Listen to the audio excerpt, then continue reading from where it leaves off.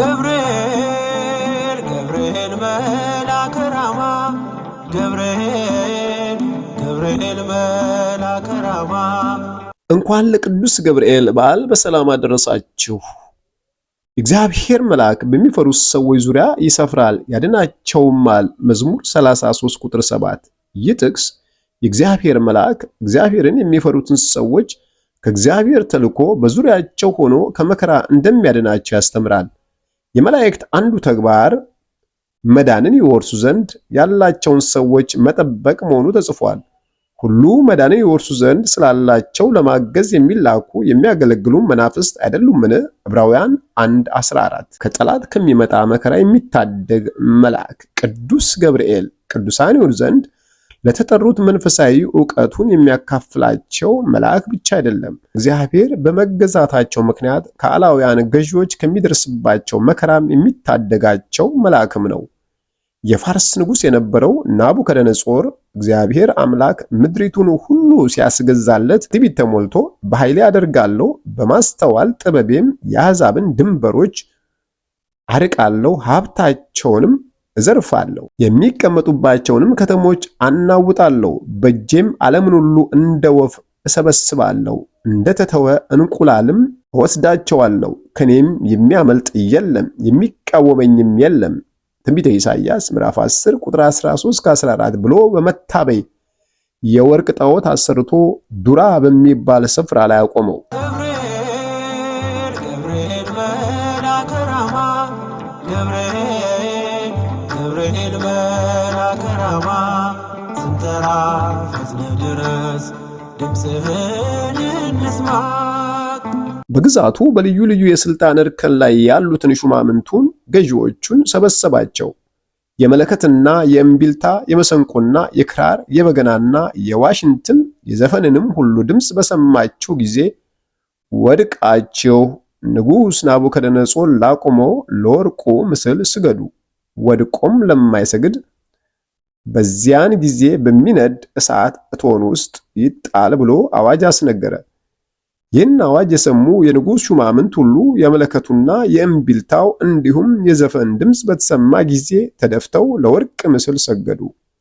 በባቢሎን አውራጃዎች ላይ የተሾሙ አዛርያ፣ አናንያና ሚሳኤል ግን ንጉሥ ላቆመው ምስል አልሰገዱም።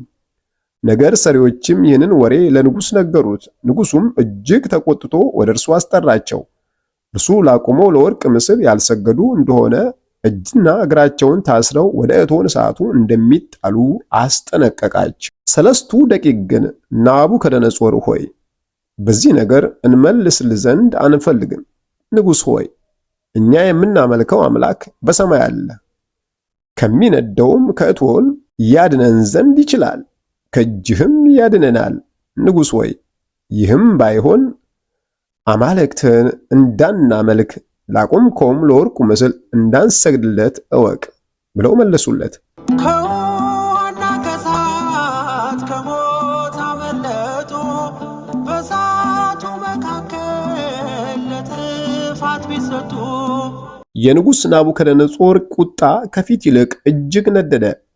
እሳቱን 7 እጥፍ እንዲያቀጣጥሉና እነዚህን 3 ብላቴኖች እጅና እግራቸውን አስረው ከነማይረገ ልብሳቸው ከእቶን እሳት ውስጥ እንዲጨምሯቸው ትእዛዝን አስተላለፈ። ትእዛዙ አስቸኳይ ነበርና ወደ እሳት ጣሏቸው። ወደ እሳቱ የጣሏቸውም ኃያላን በእሳቱ ወላፈን ተገርፈው ሞቱ። እንዲህ ሲሆን ሳለ ግን 3 ደቂቅ ወደ አምላካቸው በፍጹም ልባቸው እናምንሃለን፣ እንፈርሃለን፣ አታሳፍረን እንጂ ገጸ ረድኤትንም እንፈልጋለን እያሉ ይጸልዩ ነበር። እግዚአብሔር አምላክም ጸሎታቸውን ተቀበለ። መልአኩ ቅዱስ ገብርኤልንም ከመጣባቸው መከራ ይታደጋቸው ዘንድ ላከው። ቅዱስ ገብርኤልም እስራታቸውን ፈታ፣ እሳቱን እንደ ውሃ አቀዘቀዘው። 3 ደቂቅም መልአኩን ልኮ ከዚህ እቶን እሳት ያዳናቸውን አምላክ የአባቶቻችንን አምላክ እግዚአብሔር ይክበር፣ ስምህም ለዘላለም የተመሰገነና የከበረ ነው በማለት አመሰገኑት። አንተ ባለህበት በየትኛውም ስፍራ ምንም ቦታ የለው ሞትና መከራ። ንጉሥ ናቡከደነጾርም 3 ደቂቅ እሳቱ አንዳች ጉዳት ሳያደርስባቸው በእሳት ውስጥ ሲመላለሱ ከነሱ ጋር የሰው መልክ ያለው ነገር ግን የአምላክን ልጅ የሚመስል መልአክ ተመለከተ። መንፈስ ቅዱስ ሊቀ ካህናቱን ቀያፋን ፊቱን ጸፍቶ አፉን ከፍቶ ሕዝብ ሁሉ ከሚጠፋ አንድ ሰው ስለ ሕዝቡ ይሞት ዘንድ እንዲሻለን አታስቡምን? ዮሐንስ ወንጌል ምዕራፍ 11 ቁጥር 49 ብሎ እንደተናገረው እንዲሁም ናቡከደነጾርም እነሆ እኔ የተፈቱ በእሳቱም መካከል የሚመላለሱ 4 ሰዎችን በዚያ አያለው፣ ምንም የነካቸው የለም፣ የአራተኛውም መልክ የእግዚአብሔርን ልጅ ይመስላል ብሎ እንዲናገር አደረገው። የእግዚአብሔር ልጅን መልክ ያለው በኋላም መልአክ ብሎ የተናገረለት ቅዱስ ገብርኤልን ነበር። እርሱ ስለመሆኑ ለነቢዩ ዳንኤል በተገለጠለት ግርማ ማረጋገጥ እንችላለን። ናቡከደነጾርም ወደ እሳቱ እቶን በመቅረብ እነዚህ ብላቴኖችን እናንተ የልዑል አምላክ ባሮች ሲድራቅና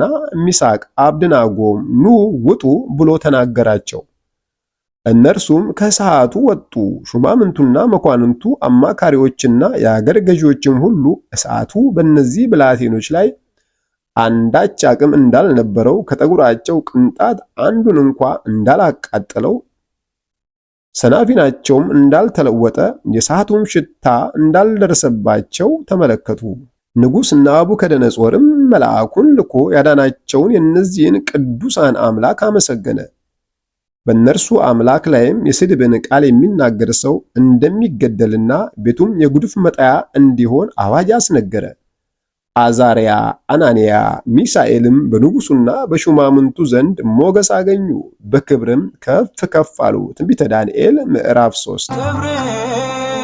ገብርኤል መልአከ ራማ፣ ገብርኤል መልአከ ራማ። ስለዚህም ቤተክርስቲያን ልጆቿ የእምነት ፍሬ ከነዚህ ብላቴኖች ተምረው እግዚአብሔርን በማምለክ እንዲጽናኑ የመልአኩን የቅዱስ ገብርኤልን ተራዳኢነት እንዲረዱ በታኅሳስ 19 ቀን ይህንን ዕለት ትዘክራለች፣ በታላቅ ድምቀትም ታከብረዋለች። እንደ ቤተ ክርስቲያን አስተምሮ እምነት በድርጊት ሊታይ የሚገባው ክርስቲያናዊ ተግባር ነው። በክርስቶስ ኢየሱስ አምናለሁ የሚል ሁሉ ካመነበት ጊዜ አንስቶ ክርስቶስን መስሎ ለመኖር ሊተጋና መስሎ ሊመላለስ ይገባዋል። በሰለስቱ ደቂቅ የታየው እምነት በአንድ ጀንበር የተገነባ እምነት ሳይሆን ከልጅነታቸው ጀምሮ በአንድ እግዚአብሔር ታምነው በቅድስና ሕይወት በመመላለስ የመጣ እምነት ነው። እነዚህ ብላቴኖች በእግዚአብሔር ዘንድ የሚያገኙትን የድል አክሊል ተስፋ አድርገዋልና 49 ክንድ ያህል የነደደውን የእሳት እቶን አላስፈራቸውም። በእግዚአብሔር ላይ ያላቸው ጽኑ እምነት በእሳት ተቃጥለው ለመሞት እንኳ አስጨከናቸው። እንዲህም ሆነው በመገኘታቸው በእምነታቸው እግዚአብሔርን ደስ አሰኙት። ስለዚህም እግዚአብሔር ባለሟሉ ቅዱስ ገብርኤልን በመላክ ከእሳቱ እቶን ታደጋቸው። የመልአኩ ቅዱስ ገብርኤል ምልጃና ጸሎት ይጠብቀን። ወስብሐት ለእግዚአብሔር ወለወላዲቱ ድንግል ወለመስቀሉ ክቡር ይቆየን። አሜን። ስንጠራ ፈጥነህ ድረስ፣ ድምፅህን እንስማ